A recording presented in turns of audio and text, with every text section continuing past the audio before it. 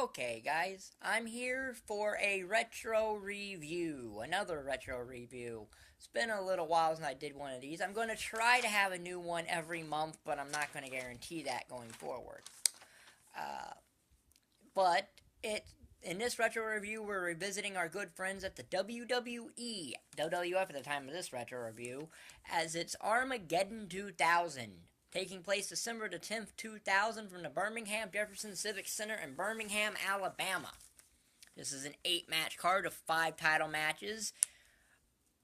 So how was the show? Well, we open with a 6-person intergender elimination match, as it's the Hardy Boyz and Lita versus Eddie Guerrero, Malenko, and Perry Saturn of the Radicals. This match came about primarily after Lita lost a light heavyweight championship match to Malenko and was forced to go on a date with the guy. And the Hardys interfere and all that, and we have this match. The eliminations are fairly quick. Eddie Guerrero goes out first, then Jeff Hardy gets eliminated, then Perry Saturn, then Matt Hardy, and it comes down to Malenko and Lita, and Malenko makes Lita tap out to the Texas Cloverleaf, winning for the Radicals. It was a 1-star thing, not good, but it wasn't insanely terrible. It was 1 star. It is what it was. So then we had the WWE European Championship match. William Regal versus Hardcore Holly in a half-a-star match that... Their match of Survivor Series, I actually think, was better at Survivor Series 2000. That's what this was. This was a rematch from that. A rematch from Survivor Series 2000, which I think is probably better. There's some nice things where Regal works over Holly's arm, given that he had just come back from having his arm broken by Kurt Angle's moonsault, but in the end, Raven interferes, William Regal wins after that, and retains the European Championship. Half a star. So then we get Chyna versus Val Venis in a match that, just because Chyna challenged Val Venis to a match, here you go. This is 1.5 stars. Val Venis has Ivory. She trips Chyna as Chyna's rebounding off the ropes. Chyna chases her around. She gets in, and then Val hits a fisherman suplex for the win. And that is what it was. 1.5 star. So then we get a last man standing match. Chris Jericho versus Kane. This was the best match of the first half of this show. Which isn't saying much, but it's the best match of this show. At least the first half of the show. It's a 3-star last man standing match. It's the second match Jericho and Kane had on pay-per-view over a feud that started over a hot cup of coffee. How you take that and make 2 pay-per-view matches out of it, I do not know, but the WWE did. The story of this match is that Chris Jericho keeps getting up and Kane can't believe it, because it was Chris Jericho who asked for this to be a last man standing match for this rematch, and when it became a last man standing match.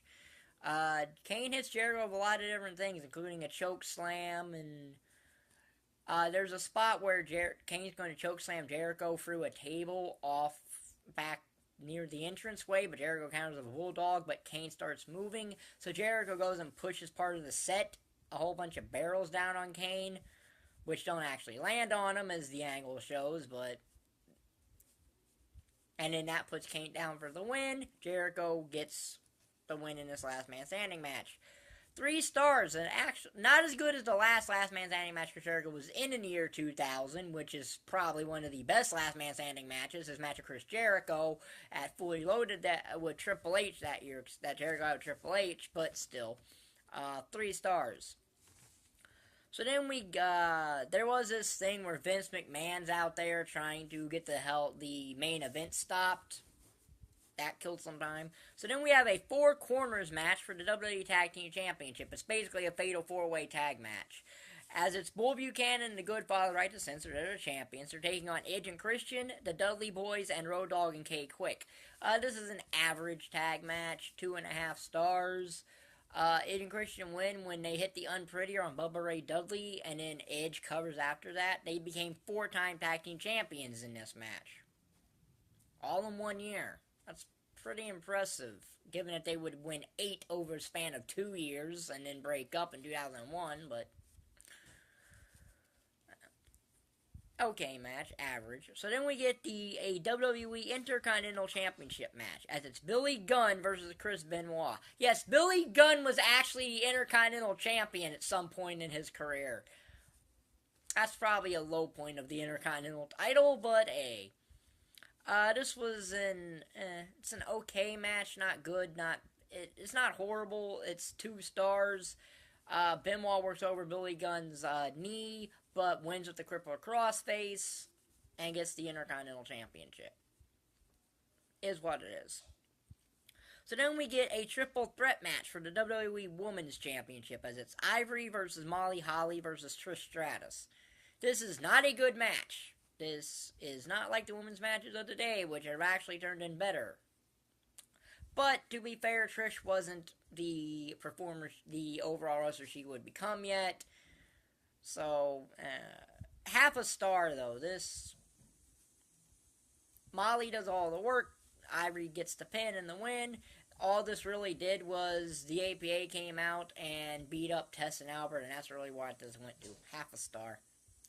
So then we get the main event, the Armageddon Hell in a Cell match for the WWE Championship. This is basically a 6-pack challenge inside the Hell in a Cell, which is the only time the WWE have ever done this match. They have never done this before. They have never done this since.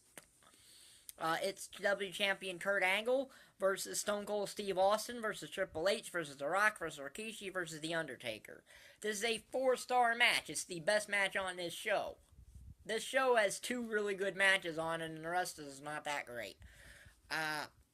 There's a lot of blood in this match. Everyone but Rikishi gets busted open, but Rikishi takes the biggest bump. That is probably the thing he's most known for in his WWE career, is he gets chokeslammed off the Hell in a Cell into a flat bit of a truck that was out ringside, because the man was trying to pull down the cage. Now, the story behind this is more on Mick Foley. And Mick Foley would resign as commissioner if someone was seriously injured. Well, yeah. Anyway, after Stone Cold hits the stunner on The Rock, Triple H keeps him and Austin busy, and Angle puts one arm over The Rock and wins the match. So, yeah, kind of a lucky win there, but it was a win. 4 stars, an okay match. Half this match was outside of it, was outside of the cell, but that is what it is when you have to do with 6 guys. Those matches are already kind of clustery, and then you throw the cell in and all that, but... So yeah, 4-star match, the best match on this show. So... The total for this show was 15 out of 40. That actually gets the show a C-, that if it didn't have a last man standing match or its main event, it probably wouldn't even get that. So it at least gets a C-, because it's only 5 away from being an actual C. So that's a C rating. This will be the Retro Wrestling Review playlist. I'll try to have another Retro Review up sometime after SummerSlam, but... It might be in September I get another one of these out, because I have the SummerSlam review that will be after SummerSlam. But I'll try to get another one out prior to SummerSlam. So if you like this video, like button down there, subscribe button down there, and thank you for watching. Bye.